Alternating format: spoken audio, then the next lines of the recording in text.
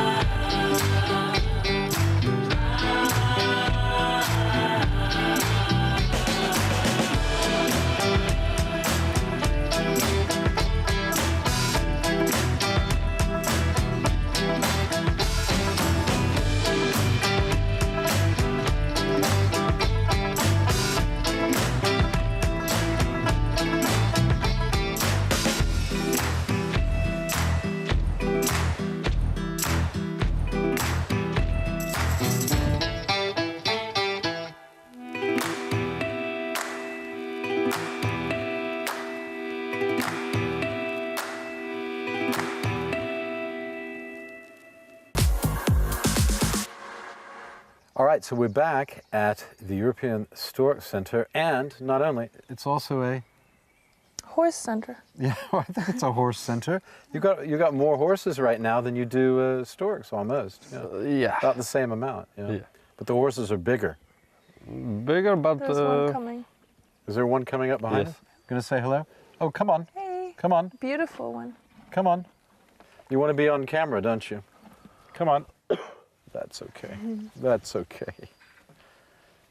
And what is the fascination in Poland with horses? It's an extremely close relationship. yeah, because this is a lovely animal and this is smart. Actually, it is big, but it's very smart animal. There was a television show in America once about a talking horse. Can your horses talk? No, Was it a Polish not one? yet. Well, their horses can't talk? I thought it was true. What'd you say? Was it a Polish horse? I don't know if it was a Polish horse. His name was Mr. Ed. And he was a talking horse. Anyway, that was a funny show. You see it sometimes. You can see it on YouTube if you're really, really bored. But yeah, you think horses are smart. How do you judge the intelligence of a horse? I'm curious. Why do you think it's smart? Because I work with them and I see. They're very sensitive, I think. Like They're they very feel. sensitive. Yeah. Is that true? Yeah. How do they show that? What do they do that makes you think they're intelligent? Look, they come up and say hello. They come up and say hello, don't they? Yes, they do. Yes, they do. They say hello to people. That's how we know you're intelligent. Can I speak in Polish? Sure. One są bardzo wdzięczne w pracy, tak? To można dostrzec They właśnie appreciate po people spędzonych godzinach jakby na after treningu, spending a tak? lot of hours of training. Okay. Kiedy to zaczyna chętnie jakby poddawać się tym wszystkim poleceniom i z nami współpracować. Okej, są czasami trudne konie, tak? Ale to wymaga tylko i wyłącznie więcej czasu. So some horses are a bit difficult, but it just takes time to get to know them better, and then they can change for the You better. want some attention again? Okay. You're like my cat. My cat does the same thing. It's okay. You like the one under there? Another You've had one enough is now. coming. Okay. Now we have The next one. attention. Oh, there's Yeah. the next one coming. Maybe they give him food here, so Oh, maybe they think they're going to get an apple or Yeah. something. Yeah, that's right. But you, but you can see the sweet, horse Yeah. very like people. Yeah. yeah, they seem to. Do you have? Oh, it's trying to eat you. Is it trying to? Oh, it wants to eat my jacket. When you're training the horses, when a horse is more difficult, what do you do to set it at ease? How do you make a horse feel more Żeby comfortable? oswoić. Yeah, Znaczy najważniejsze w pracy z koniem to jest zaufanie. Okay, the Wybudować most sobie important zaufanie. is trust. they have to trust you. They trust you. Yeah. Yeah, that's what it is. Hello.